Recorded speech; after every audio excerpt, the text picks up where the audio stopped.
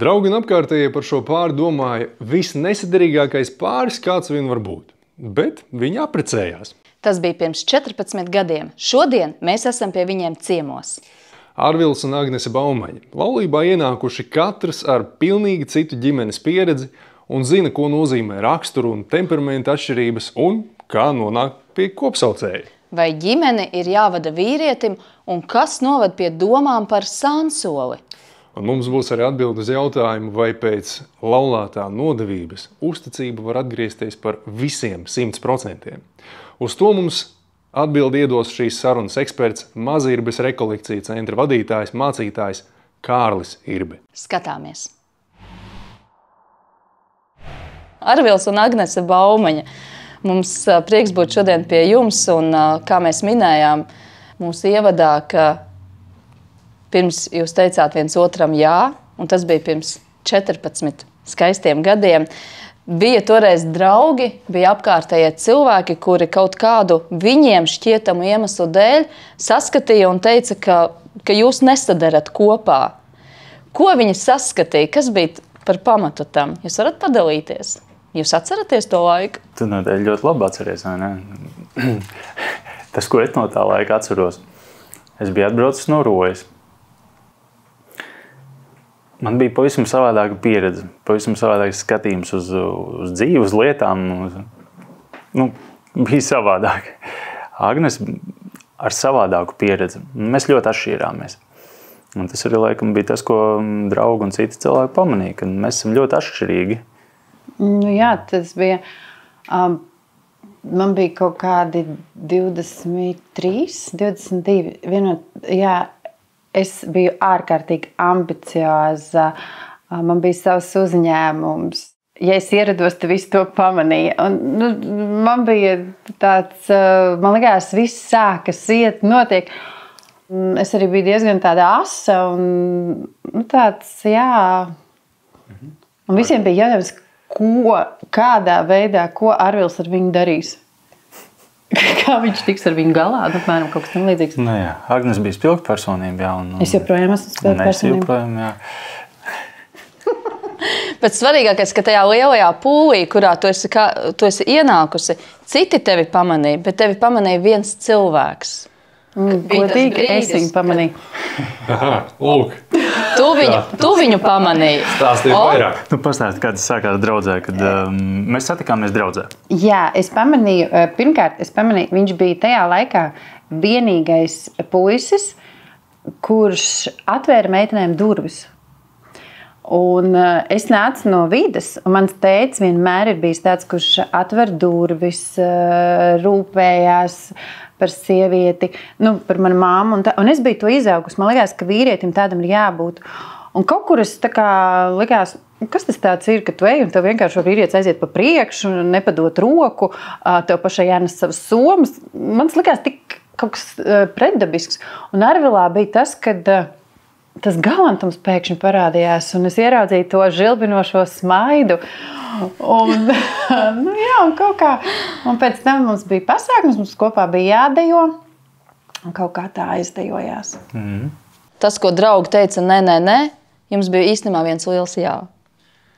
Zin kā, pa gadiem ir tā, ka mēs, protams, viens otram pielāgojamies. Ir kaut kādas lietas, ko mēs slīpējam. Un pats sākums jau mums arī nebija viegls. Tad, kad mēs draudzējāmies, bija ļoti dinamiski. Visi tie notikumi bija pasākumi. Mēs kopā uz pasākumiem braucam, strādājam, kalpojām. Bet tad, kad mēs apprecējāmies, pirmais gads nebija viegls. Jā, bija dažādi izaicinājumi, rakstura nesadarības, kaut kādas savas ambīcijas. Es biju ar kaut kādu savādāku laikam izpratni par to, kas ir ģimene, kas ir laulība. Un, vienkārši sakot, nebija viegli. Pastāst par šo izpratni savu, kas viņā bija tik ļoti atšķirīgs no Agneses, piemēram. Tā mana pieredze ģimenē ir tā, ka es uzaugu bez tēva. Man ir māsa un brālis. Un es nāku no Rojas. Tas viss kopā. Un man nebija pilnvērtīga tā izpratne par ģimeni. Man nebija tēvs, nebija tāda laikam piemēra, kas man būtu pašam devis to pārliecību par to, kas es esmu, ko es varu, kas man ir jādara, kā vīriešu uzdevumi. Un ģimenē arī tas sākotnēji. Man likās savādāk, labi, jauniešu gados man bija tā sajūta, jā, es gribu savu sievu atrast, es gribu vienu cilvēku, kuru mīlēt. Tu domāji par to, tu gribēji sievu atrast. Jā, es par to domāju, bet tad, kad mēs bijām apprecējušies, tā izpratne bija kaut kas savādāk, ko nozīmē mīlēt.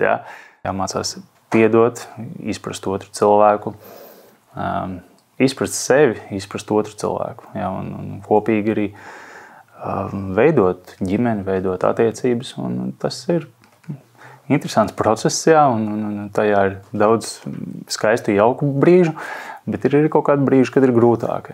Pirmais laulības gads kā 1. klase vidusskolā. Tā izklausās, jā. Jā, kad ir jāmācās. Bet, skaties, Arvil, tu saki, ka tu ienāci bez tās pozitīvās pieredzes, bet apžēl laikā durvis mācēja atvērt. Un tieši to izklausās, kad ir Agnes pamanījusi, un tas jūs... viens no elementiem, kas ir savedis jūs kopā. Agnes minēja viņas tās īpašības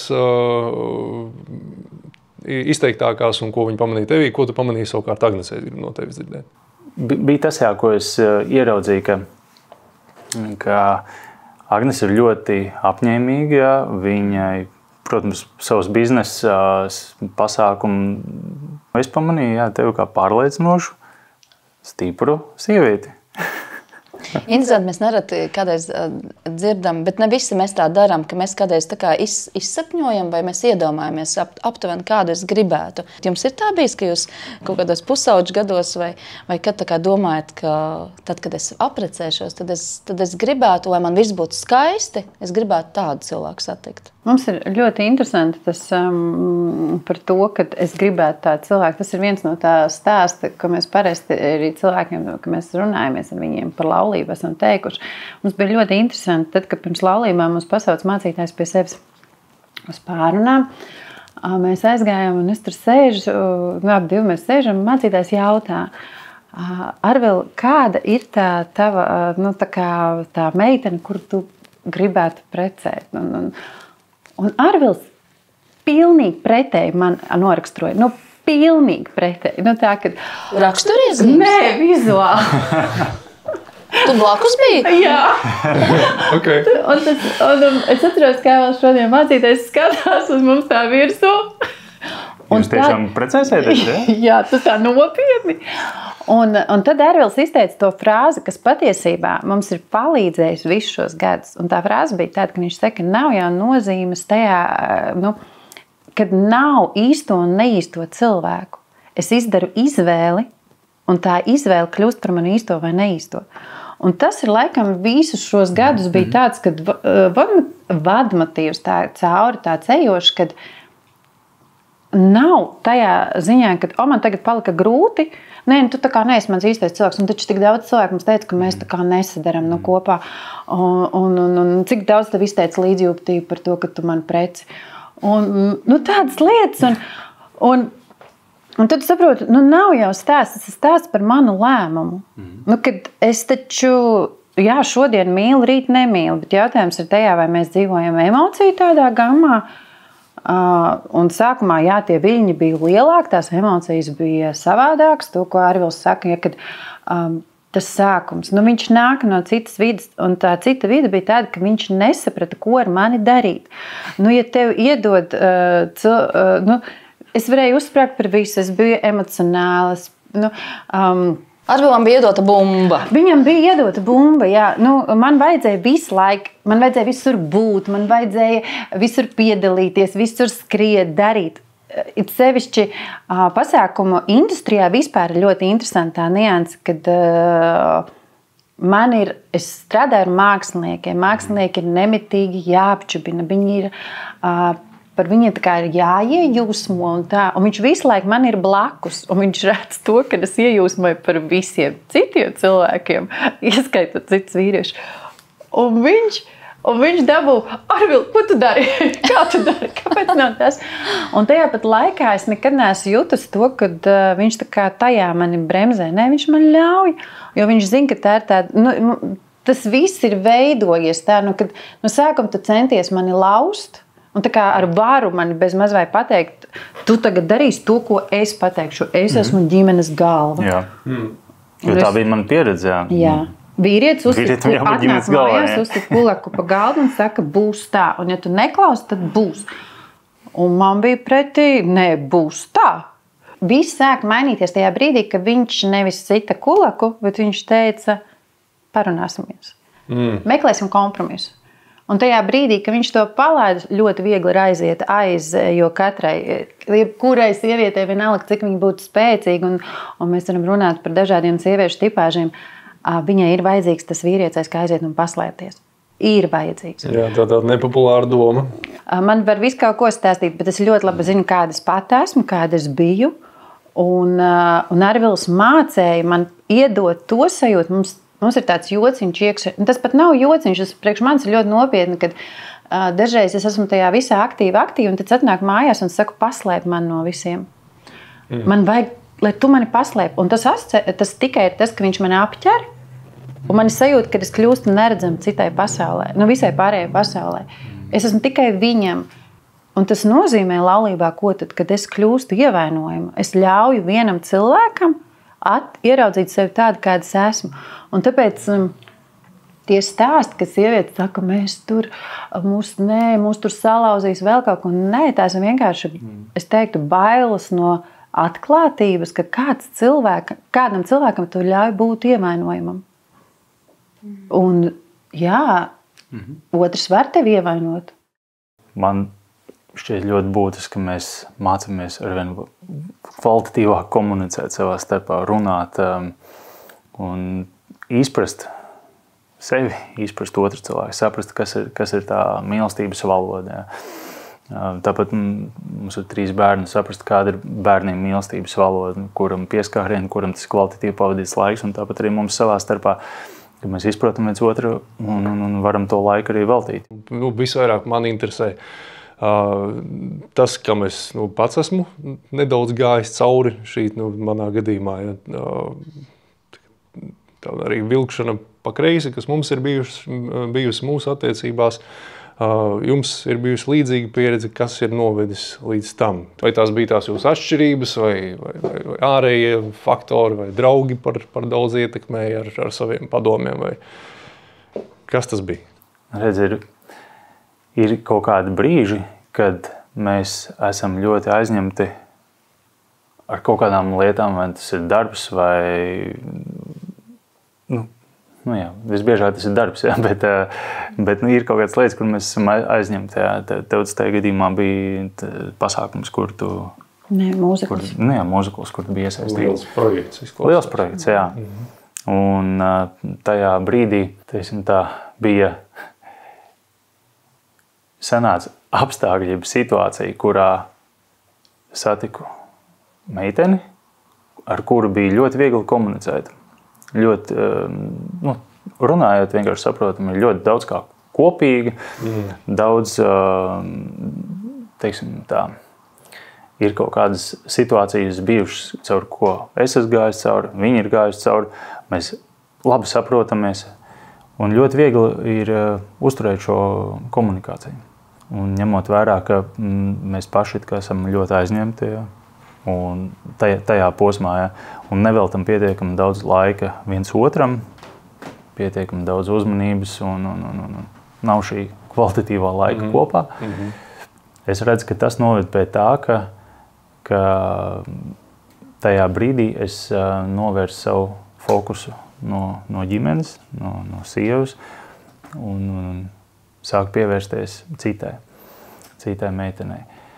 Un es tajā brīdī arī sapratu, ka tas bija kādu laiku posmu un vairākus mēnešus, un tad es sapratu, ka es to negribu nodarīt savai sievai un saviem bērniem. Ka man ir jābūt tur, kur man ir jābūt. Kur ir tava izvēle? Jā, kas ir bijusi tā mana izvēle.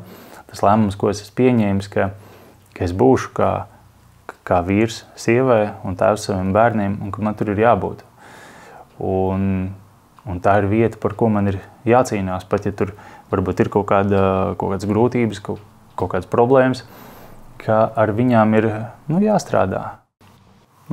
Tajā brīdī tā ir grūti ieraudzīt vispār, ka tā ir principā problēma. Ne?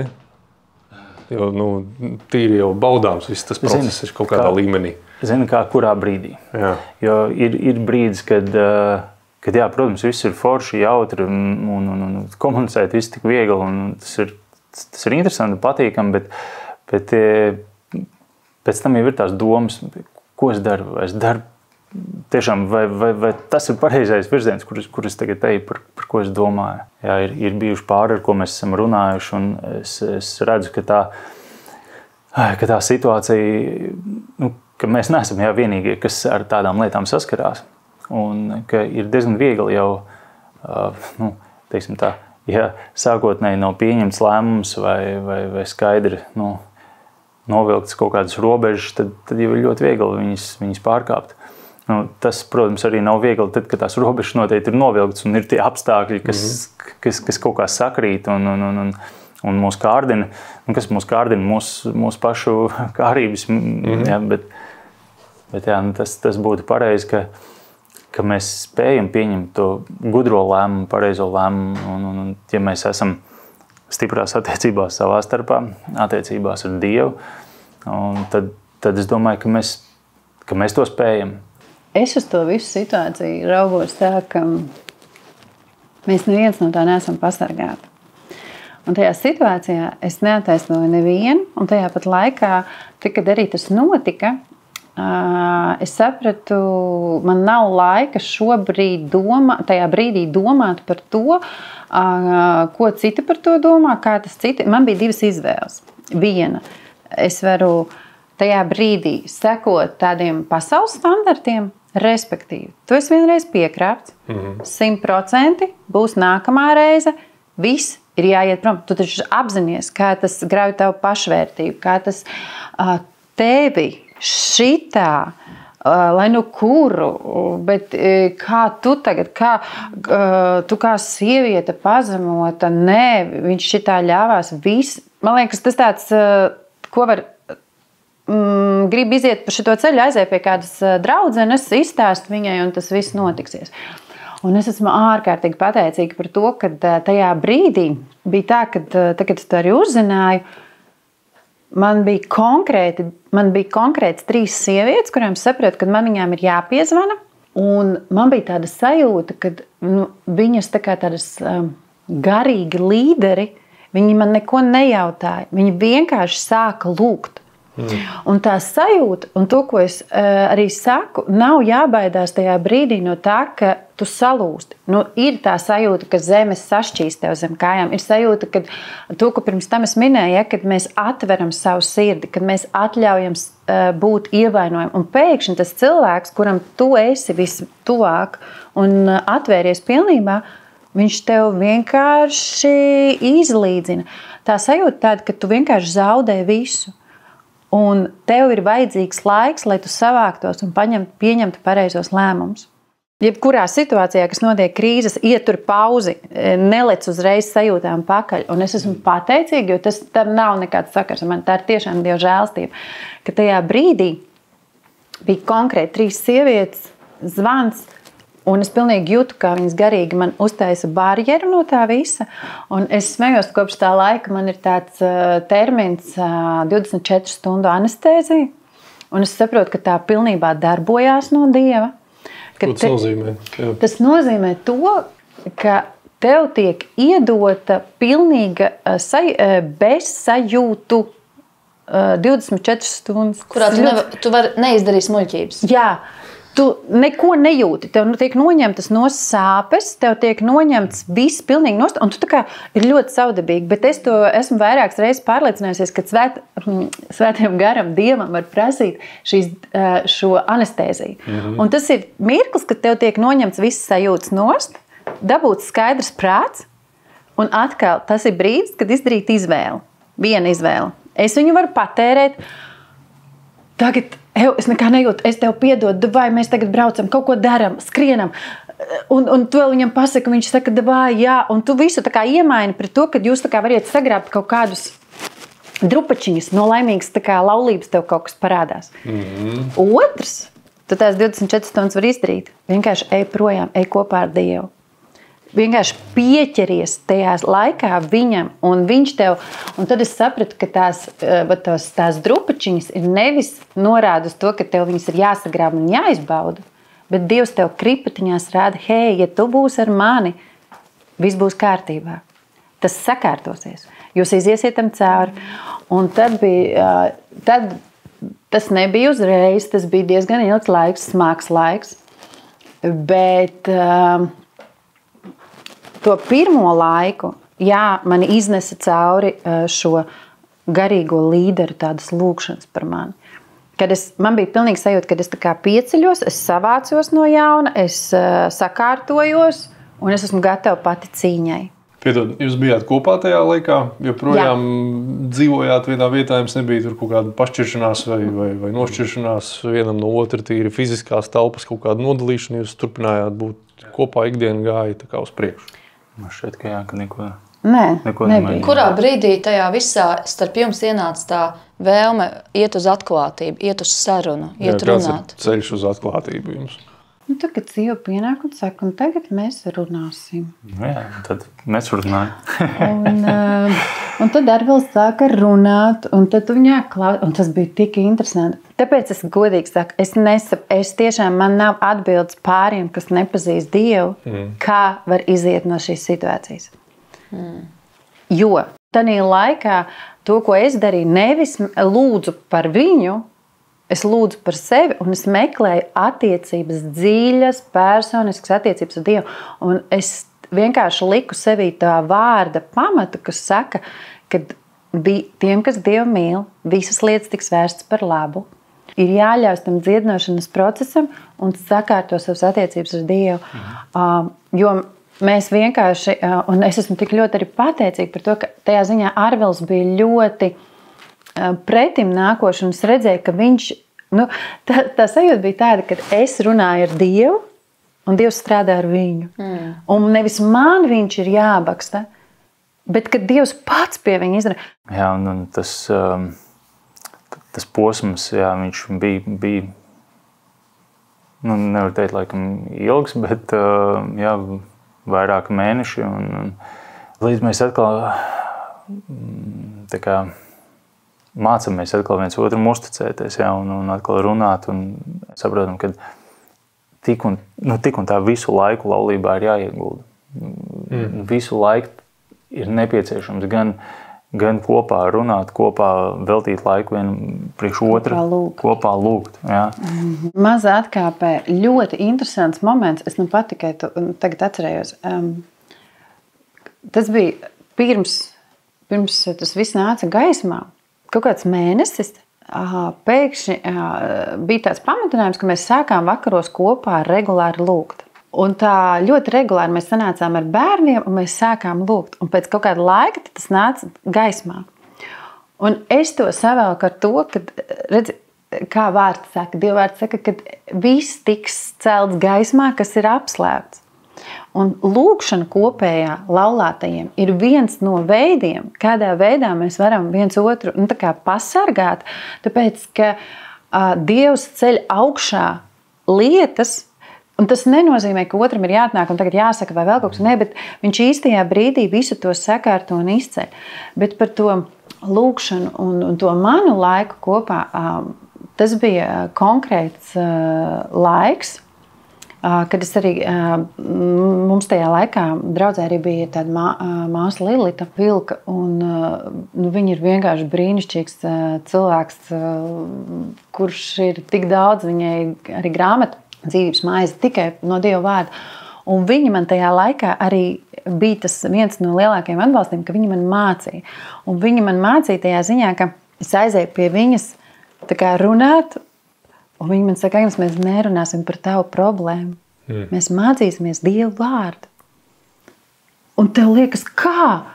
Un viņa saka, tev ir jāsakārto sevi. Tev ir jāsaprot, kas tu esi Dievā, kas tev pieder. Tev ir jāsaprot, kas tu esi kā sieviete, kāda ir tava personība, kā Dievs uz tevi skatās. Jo savādāk jau tam visam nav vērtības.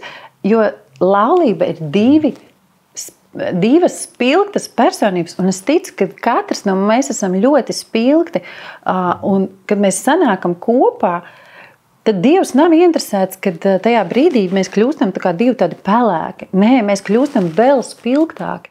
Bet mēs nevaram kļūt spilgtāki, ja mēs nezinām, kas mēs esam. Un tas bija... Tad tu gribi teikt, ka tajā brīdī, kad sievietē neskatīties uz to savu vīru, uz to lielo problēmu, kas patiešām ir problēma, un kas var aizaugt līdz dziļai krīzei, bet viņai iemācīties citu fokusu tajā brīdī. Jā, un tas fokus nav, es esmu vainīga. Mēs tagad meklēsim vainīgos.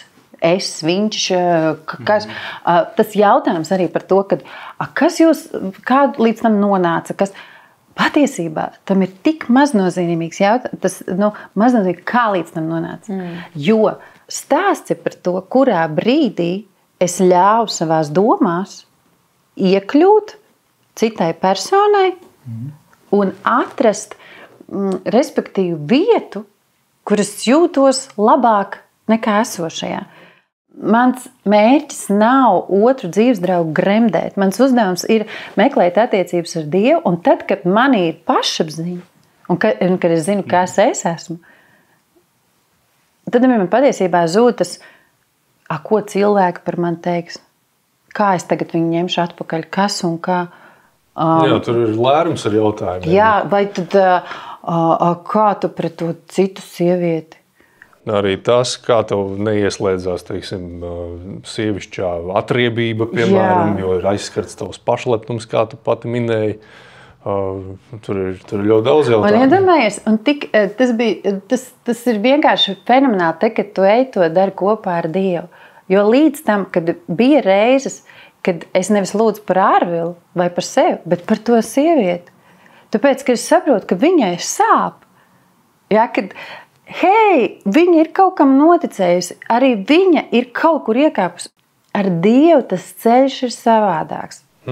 Pasaule teiks atriebies, Dievs teiks atlaid, tā ir mana daļa, lai kā tas izklausītos, bet es saku, es to laiku nemainītu ne pret ko.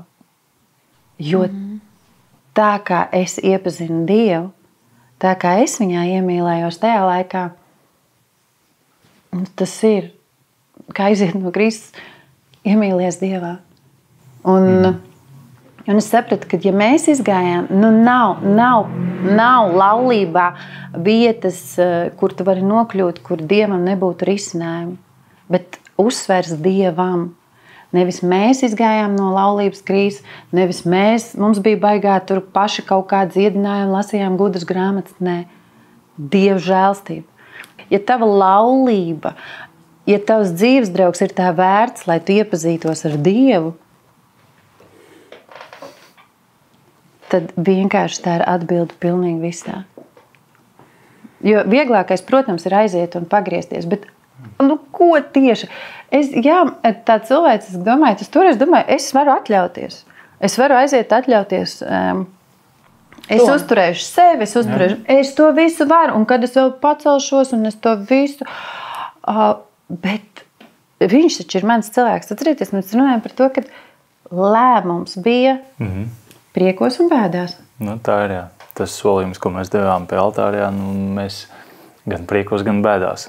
Esam blakus, esam kopā. Un es paskatos, ka vienkārši bija saslims. Bet tas, ko es domāju, ir bijuši vairākas tās situācijas, ja, kad izskan tas teksts, ja, kad bezmazliet tad visi ka jāšķirās bezmazliet. Ja. Tajā brīdī, kad mēs runājam, kad tad viss tad ir jāšķirās, bet kāpēc? Ir kaut kādas grūtības un tāpēc viss ir atrisināms. Ja. Ja tā mēs skatāmies, es domāju, es tiešām nenāk prātā neviena lieta, ko mēs nevarētu risināt. Viss ir risināms. Jā, jautājums, vai mēs abi to gribam. Un, protams, tajā brīdī arī ir svarīgi cilvēki, kas mums ir blakus, jā, kad arī tie nav kas tur baksta un velk uz leju un kaut kādas padomus dod, kas varētu kaut kā to visu vēl vairāk graut vai izšaubīt. Mēģinot jūs glābt. Jā, katru vai ne? Katru ar savu pusi. Jo tas gan mēs, kamēr mēs gājām visam cauri, par to zināja tikai daži cilvēki. Arvila, tev man ir atkal jautājums, ja Agnesei bija 3 garīgās līderis, kas bija tev? Vai tu pats tiki galā ar Dievu vienatnē? Bija apņemšanās, bet nevar teikt, ka tas bija viegli to visu mainīt, to, kas bija tā ziņā kādu ilgāku laiku posmu iekustināts. Bet tas, kas bija apņemšanās, jā, tas lēmums, kas ir pieņemts, tas, ka mēs kopā lūdzam, jā, ir Dievs. Tiešām apkārt par to nerunājām. Nebija tā, ka mēs vai gājām pie kāda raudāt vai prasīt tādā ziņā padomu, ko tagad darīt. Jo mēs to situāciju, manuprāt, abi diezgan labi sapratām un ieraudzējām, ka nav labi, ir jāmaina. Man liekas, ka tā visa pamatā, ja mēs tā paskatāmies, ir tīrs egoisms. Ne tikai viņa, bet arī mans. Kur tavs egoisms? Kur ir mans egoisms? Kur viņš ir? Es arī klausos, es domāju, kā var tik viegli to visu stāstīt, būt tik pašaizliedzīgi. Jūs tā kā pārcilvēki pilnā. Tu piedod, ka es tā saku, tas ir kompliments. Uztver to reizē kā komplimentu, tas reizē ir arī brīnums absolūts. Tiešām tā bija? Nebija, asaru dusmas, tu nelidoji šķīvis tavā virzienā vai krēsls pret muguru vai vēl kaut kas, tur nebija emociju kaut kādu tādu, jā. Iedod apstiprinājumu manai neticībai. Redz, kā tas, ka mums ir katram emocijas, ir tikai loģiski. Un arī šeit mums savā starpā ir kaut kādā vilšanās to, ka ir grauta uzticība. To mēs esam savā starpā runājuši. Kā lai šobrīd uzticamies, jā? Kā man uzticēties. Protams, bija dusmas, šķīvi nav lidojuši, bet ir bijuši dusmas, ir bijusi neizpratne par to, kāpēc. Jā. Bet svarīgi jau tajā brīdī nerakt dziļumā un nemeklēt vainīgo. Nebaroties no tā. Jā, nesākt sevi žēlot, jo man šķiet, ka tas nepie kā laba nenoved beigās, ja mēs sākam sevi žēlot, bet ir jābūt tai vēlmei kaut ko darīt, un šeit ir iespēja mainīt to fokusu, nedomāt, neanalizēt. Šī vēlme bija. Jā, vēlme bija pirmkārt cīnīties par laulību un ieguldīties tajā. Bet tur ir jārēķinās ar to, ka tur ir vairāk tie aspekti. Pirmkārt jau ir dvēsele aizskarta. Un tu nevari neko izdarīt, jo un tā bezspēcība ir tā, kas tevi grauj kopā. Bet par to, ko tu arī minēji, ja, kad kas tad tas ir, kad dabūt to fokusu prom no tās problēmas un skatīties uz Dievu? Tad es vienmēr skatījos uz, man viens no mīļākajiem ir Bībeles varoņiem ir Dāvids. Kā viņš uzvar Goliātu? Viņš uzvar ar to, tur vesela armija, kas strīds, drēb. Goliāts mums saka, ka mēs esam niecības. Viņi nespēja neko izdarīt, pat ķēniņš baidās. Un tad ir Dāvids. Viņam neinteresēja, kas ir Goliāts. Viņš ir pavadījis savu laiku ar Dievu, viņš ir smēlies, viņš zina, kāds ir viņa Dievs. Pilns pārliecības. Viņš ir pārliecības, viņš zina, kāds ir viņa Dievs, līdz ar to viņš zina, kāds ir viņš Dievā. Un tad, kad viņam saka, kur ir Goliāts, viņam tas ir tāpatās kā jebkas cits. Un tad vēl viņš izcer, ka Goliāts grib apsmiet viņa Dievu, nevis grib apsmiet, bet viņš apsmiet viņa Dievu. Nē, šī tā neies krastā, tas ir kaut kas, un viņš aiziet, un viņš viņu nogalina. Sievas lūkšanai ir ārkārtīgi liels spēks. Jā. Un nevis stāsts ir par to, kad es lūdzos un nezinu ko, bet kad es veidoju attiecības ar Dievu, Dievs man tik ļoti mīl kā tētis, un man tiešām atnāca tā pārliecība, ka viņš man mīl tik ļoti kā tētis, ka viņš pats ies ar viņu izrēķināties. Viņš pats tiks ar viņu galā. Man tikai ir jāuzticās viņam.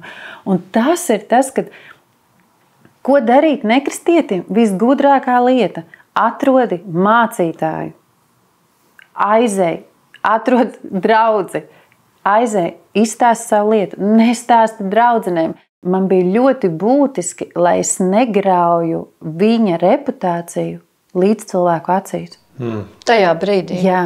Tu par to domāji? Protams, tāpēc, kad skatieties, es iziešu tam cauri, man bija pārliecība, es iziešu tam cauri.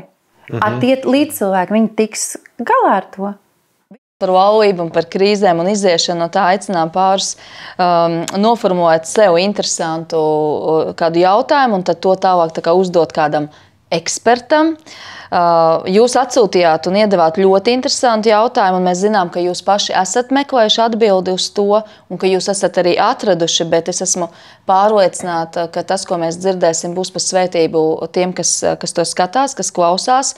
Un mūsu šīs sarunas tāds eksperts ir Mazirbas rekolekcija centra vadītājs mācītājs Kārlis Irbe, un savukārt tas jūsu jautājums ir, vai pēc laulātā nodevības ir iespējams uzticību atgūt par visiem 100%. Manuprāt, ļoti labs un aktuāls jautājums. Un ar jums kopā mēs noskatīsimies, kādu atbildi mums ir Kārlis iedevis. Skatāmies. Sveicināt Arvila un Agnes. Paldies par jautājumu, vai pēc nodevības, tas ir sansoļa, var tikt atjaunot uzticēšanās, restīvi, vai ir iespējams tam, kurš ir ievainots, kurš ir sāpināts, kurš ir pievilts, 100% uzticēties pēc tam, kad otrs viņu ir pievīlis. Man liekas, ļoti būtisks jautājums, lai nav viegls, bet būtisks, jo, diemžēl, jūs neesat vienīgie, kas piedzīvo laulībā sansoļus. Un man prieks dzirdēt, ka jūs esat par spīti tam, ka tas tā ir bijis, jūs neesat ļauši notikumu jūsu laulību izpostīt, bet esat ļaušies to dziedināt. Un jau vairāk kā 10 gadus esat kopā joprojām un dzīvojat priecīgi piepildīt un svētīt laulību. Tā kā jums jau atbildi ir, un arī es ceru, ka jūs varat padalīties ar savu pieredzi, kas palīdz šo uzticību atjaunot. Man atbildot uz šo jautājumu, jā, tas ir iespējams, bet, protams, tas prasa ieguldīšanos no abām pusēm. No tā, kas kritušas, apzināties, ka viņam jāpieliek 2 tik pūles, lai ievainotā puse justos droši, ka šādas lietas neatkārtosies. Un tas parādās, ka viņa vai viņš jūtas mīlēts, cienīts un svarīgs jūsu dzīvē, gan vārdos, gan darbos. Un savukārt tā, kur ir ievainota, svarīgi apzināties, ka tās baiļu domas, vēlme tagad kontrolēt, pārbaudīt, ka tas avots nav no labā. Kā apostols Jānis raksta, ka bailēs ir mokas, un pilnīgā mīlestībā nav baiļu. Un mēs ikdienā, kā cilvēki ar savu grēcīgo dabu, esam kaut kur pa vidu parasti. Ne mēs pilnīgi mīlam, un varbūt arī mēs pilnībā neļaujamies bailēm. Bet ir svarīgi saprast šos avotus, ka baiļu avots nav no labā, nav no Dieva. Un līdz ar to ir svarīgi tam apzināti pretoties un raudzīties un, teiksim, likt šo uzticību. Un arī apliecināt, ka tu uzticies. Te man nāk prātā apostols Pēters, kurš pievīla to, kur visvairāk mīlēja, savu kungu Jēzu Kristu. Šis notikums ļoti daudziem zināms, kur viņš 3 reizes aizliedz, līdz viņš dzirdēja, ka gailes dzied, viņš sāk rūkt raudāt. Bet mazāk runā par to, kas sekoja pēc tam, pēc augšām celšanās, kur Jēzus viņam 3 reizes jautāja. Tā kā viņš bija 3 reizes aizliedzis, Jēzus teica, ka es viņu nepazīstu. Tā viņš 3 reizes jautāja, vai tu mani mīli? Un būtiskais bija tajā, ka viņš ne tikai ļāva viņam to apliecināt, bet pēc katras Pētera atbildes viņš teica, gani manas avis. Viņš parādīja, ka par spīti tam, ka Pēters ir bijis neusticīgs, viņš piedod un uzticās viņam. Tā arī mēs, lai mēs esam cilvēki ar savu vājumu, ar savu grēcīgumu, nespējam tik pilnīgi piedot un mīlēt, vai drīzāk tik pilnīgi uzticēties, kā Dievs mums uzticās. Bet tas ir tas aicinājums, un tur mēs varam rast šo spēku, ka viņš tā uzticās mums. Tad kāpēc, lai mēs, tad, kad mēs redzam patiesu atzīšanu, patiesu nožēlu, patiesu vēlmi laboties, kāpēc, lai mēs nerīkotos tāpat? Tu biji mans vīrs, tu esi mans vīrs, tu biji mans sieva, tu esi mans sieva par spīti, ka ir bijis šāds kritiens. Un to arī apliecināt. Un, protams, tam vajadzīgs laiks, kā šī uzticēšanās atjaunojas. Šī uzticēšanās atjaunojas. Kā jau minēju sākumā, jā, tas ir iespējams, bet, lai tas notiktu, tas prasa ieguldīšanos no abu puses. Bet, ja to dara, tad parasti augļi neizpaliek. Lai Dievs jūs svētī. Paldies. Paldies Kārom Irbem. Par tām bailēm bija interesanti.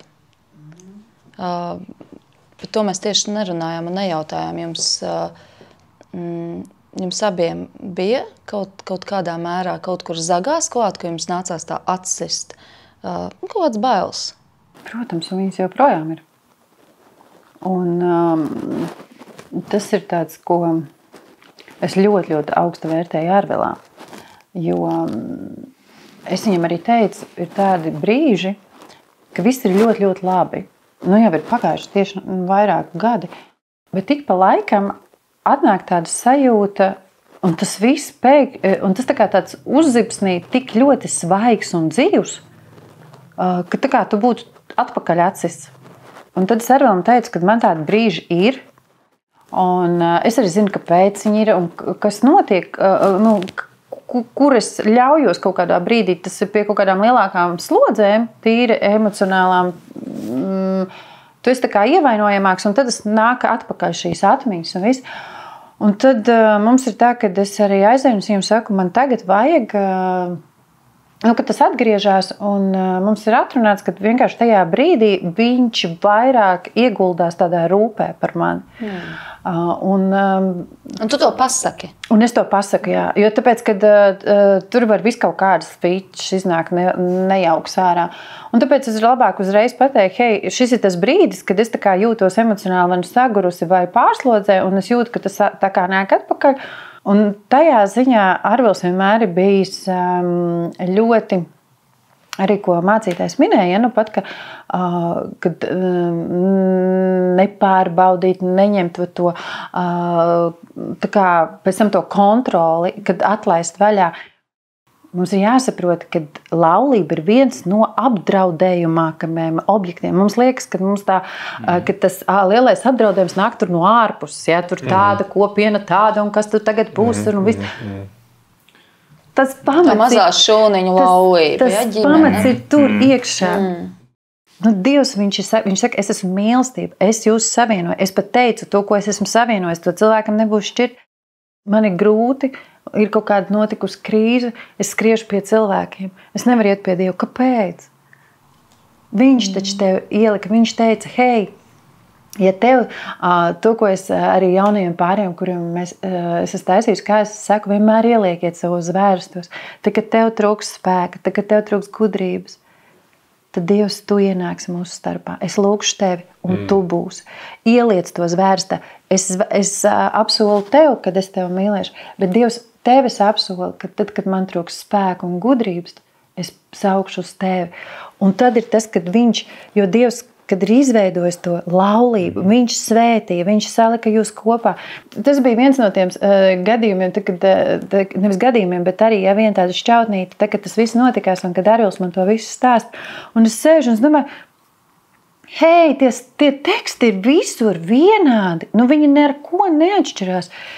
Varbūt mēs pāragri apprecējāmies, varbūt mēs bijām pārāk jauni, varbūt mēs tiešām nebijām viens otram piemēroti, bet patiesībā mums tur tie gribēja, lai mēs apprecamies vai vēl kaut ko, un tur aiziet, patiesībā mēs tad beigās neesam tik piemēroti. Un Dievs saka, tam nav nozīmes. Ja tu gribēsi, jūs kļūsiet viens otram vispiemērotākie, Un es jūsu laulību, to, ko jūs esat izvēlējušies, es to darīšu skaistu. Jo taču no bērna tu arī neatsakies tikai tāpēc, ka viņš ir kaut ko sastrādājis vai jums ir grūtāk, jūs taču kopā augat un tieši tāpat arī laulībā. Bet to, ko Dievs saka, baudiet laulību. Un to mēs ļoti bieži aizmirstam. Mēs aizmirstam viens otru baudīt. Jā, tas arī šobrīd ir ļoti būtiski, ka ir tas laiks, kad mēs esam divatājiem. Jā, bērni ir kopā ar mums, varam braukt kopā ar bērniem ceļojumos un pavadīt laiku kopā, bet ir svarīgi, ka mēs arī divi viens otram veltam laiku un aizbraucam kaut kur divatājiem. Spēt atrast to laiku tajā steidzīgajā ikdienā. Prieks dzirdēt, ka jūs esat pāris, kas vēlas kopt savas attiecības. Un vispār visā šajā klausoties jūsos, es saprotu, ka tā brīvība, ar kādu jūs runājat par savu pieredzi, par savām ielojām un par savām uzvarām, ir tajā, ka ir šis piedošanas spēks, bet tas piedošanas avots, un tas vispār tas avots jūsu ir jūsu ticība uz Dievu. Un jūs to tik skaisti arī izstāstījāt. Es esmu pārliecināta, ka tā jūsu pieredze būs par svētību kādiem, kas mūs skatās, kas klausās. Un vēl es atceros, ka vēl pirms šīs sarunas, kad kameras ir ieslēgtas, es ļoti labi atceros, ka to Agnes stāstīja, ka neskatoties uz Arvilu, viņa to ģimenes pieredzi, neskatoties uz tavu tādu pagātni, ir, ka tu esi brīnišķīgs tēvs. Un ka tu to novērtē, tu to ieraugi, un man gribas to izcelt un uzsvērt, ka neskatoties no tiem modeļiem, no kuriem mēs nākam, neskatoties to, kur mēs esam uzauguši, ko mēs esam piedzīvojuši paši, mēs varam būt savādāki. Mēs varam būt brīnišķīgs tēvs, brīnišķīga mamma saviem bērniem, pat ja mums kaut kas ir pietrūcis. Un pat arī tajā mūsu savienībā ir kaut kādu kļūdu, kaut kādu nepareizu lēmumu, kaut kādu nepareizu fokusu uzliktu dēļ, ka mums kaut kas ir pietrūcis. Dievs iedod to gudrību un spēku vienkārši atgriezt un dubultā to visu. Un tas ir tas mūsu novēlējums, lai jums 100-kārtīgi par jūsu laulību jūs esat svētīti, lai jūs esat laimīgi, tik laimīgi, kā jūs pat vēl nespējat iedomāties, ka varbūt tik laimīgi kopā kā laulāts pāris. Jā, lai tā notiek un lai tā ir. Un šeit es varu tikai piebilst, ka manā dzīvē ir bijuši vairāk izteikti līderi, kur man ir bijuši kā paraugs, kādam ir jābūt tēvam, kādam ir jābūt vīrietim. Jā. Mums vajag skatīties uz labiem piemēriem. Jā. Tieši tāpēc arī Dievs mūs ir nolicis nevis izolētā salā, bet mēs esam kopā. Un jūs esat arī kā laulāts pāris, kā brīnišķīgs stāsts, brīnišķīgs piemērs, uz ko mēs varam lūkoties. Un, lai tas ir vairumā plešas, un lai tas ir par svētību citiem, un lai jums vienmēr ir arī labi stāsti, uz kuriem jums lūkoties kādās jūsu situācijās. Ja gadījumā pēc šīs sarunas ir kāds, kas vēlas mums sazināties, Aber lūdzu. Paldies, ka jūs esat atvērti. Nē, droši, pilnīgi noteikti var rakstīt gan Facebookā, gan Instagramā. Mēs tur esam atrodami un ar lielāko prieku kaut vai iepazīstināt ar to, kas izmainīja mūsu dzīvi, mūsu laulību, un tas ir Dievs. Kā pie viņa nokļūt, kā iepazīties ar viņu, kaut kādu pirmie soļi. Un varbūt vienkārši ar to, ka tavs stāsts ir tāds un tāds, un tam mēs esam atvērti. Paldies, Arvila, paldies, Agnes. Facebookā, Instagramā, YouTubā ir atrodams labas lietas, esat jūs atrodami, ir atrodams tāds projekts laulību laimīgi līdz mūža galam. Var skatīties, var klausīties, var jūs sakontaktēt brīnišķīgi. Paldies jums! Jā, man pēdējais jautājums. Vienā vārdā, kā jūs raksturotu savu laulību ar visu līdz šim piedzīvoto? Vienā vārdā. Dieva žēlstības dāvana. 3 vārdi. Bez atstarpēm tad ir viens. Dieva žēlstības dāvana. Hashtag. Dieva žēlstības dāvana. Lai tāda arī jums turpinās. Dieva vadībā. Laimīgi. Līdz mūža galam. Paldies jums par sarunu. Paldies. Paldies jums.